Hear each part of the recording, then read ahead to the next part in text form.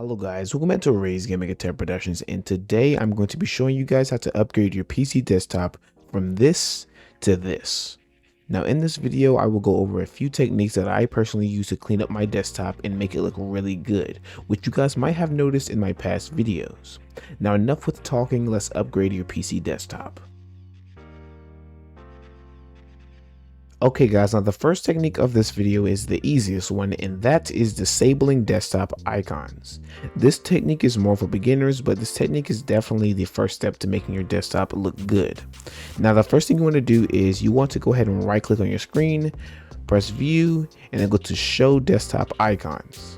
Now I already have it off, which is why the check isn't there, but if I was to click it, you guys will see that all my desktop icons come back and it looks horrible. So the first step to making your desktop look good is to actually turn those off, because yeah, those help a lot. Now what you want to do is just go ahead and press view and show desktop icons, and that's basically the first technique that I will always use. Even if I was to reset my PC, that is the first thing I'm going to, and that's it.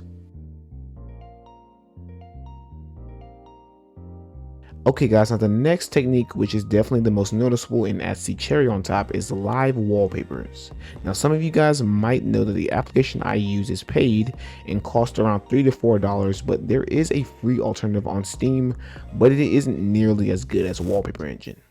Now what you want to do is, of course, if you did end up paying for Wallpaper Engine, go ahead and open it and you'll see this. Now of course you guys will need to go through the workshop and go ahead and just find the wallpapers you want. If you guys want some wallpapers, go ahead and tell me down in the comments and I might tell you guys what these wallpapers are. I might just put them in the description unless you guys go ahead and go to the community and subscribe to them.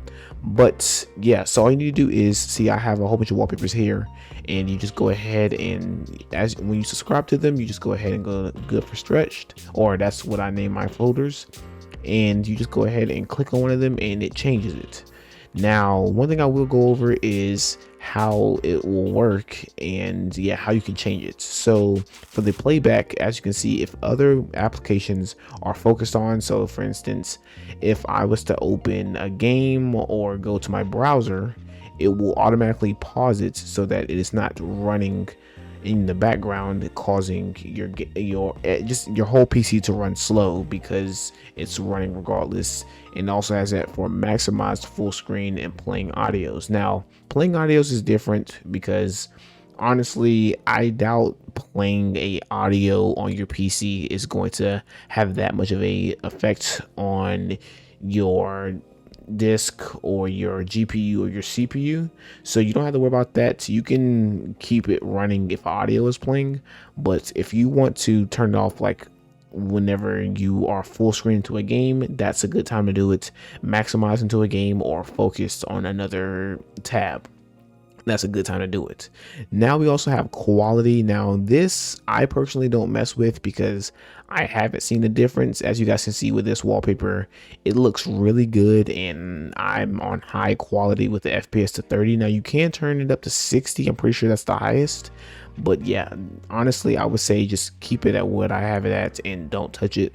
I haven't really seen any differences in, no matter what the wallpaper is, it still looks good even with post-processing at disabled and anti-aliasing at none and my FPS at 30. Now you can turn it up if you want to, but know that if you do turn up everything to the highest, that does have a big effect on your GPU because it is basically trying to render a whole lot of things, and with you also trying to stack anti-aliasing and post-processing and a super high texture resolution on top of that, along with maybe 60 FPS in resolutions, in reflections, then that could definitely cause a lot of lag on your PC.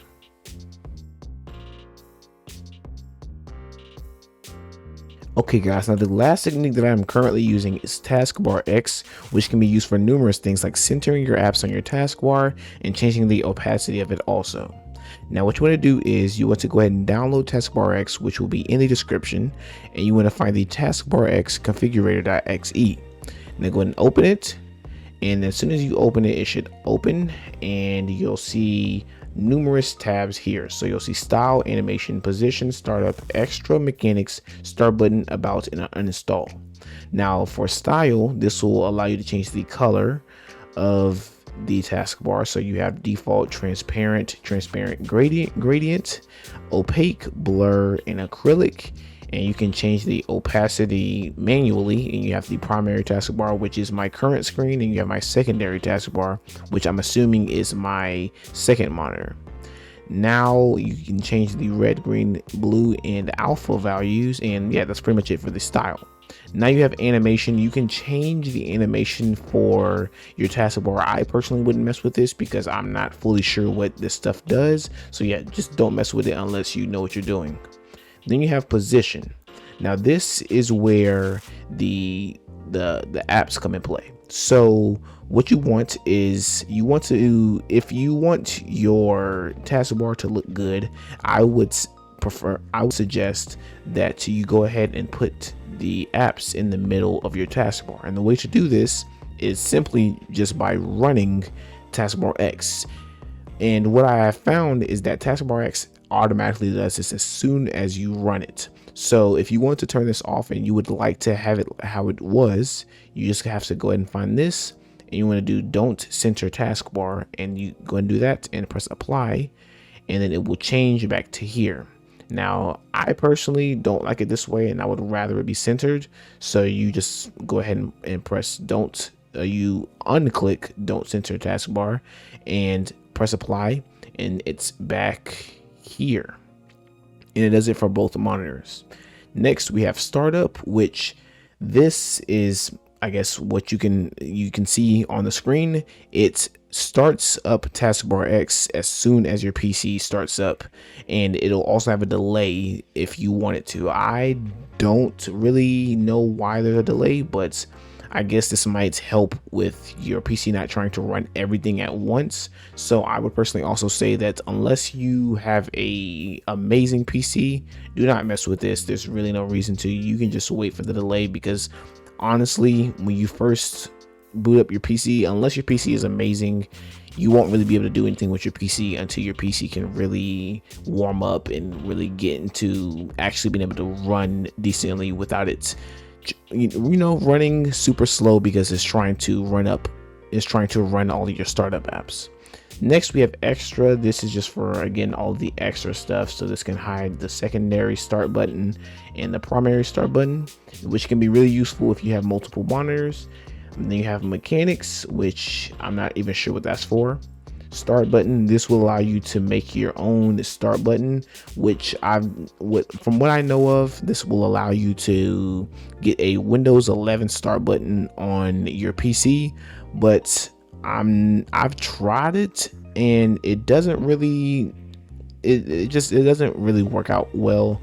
Maybe you have to do some stuff with the extra and disable or hide the primary start button. But when I try doing it, it's just it's very slow. It's a lot slower than if you were just to normally press the start button. So unless you want to risk it, I would say don't mess with that either. And then last but not least, we have about. This is just for the author. If you want to go check them out, you can do that. And then you have uninstall, which will uninstall TaskbarX completely, and this is the proper way to do it instead of just deleting the files.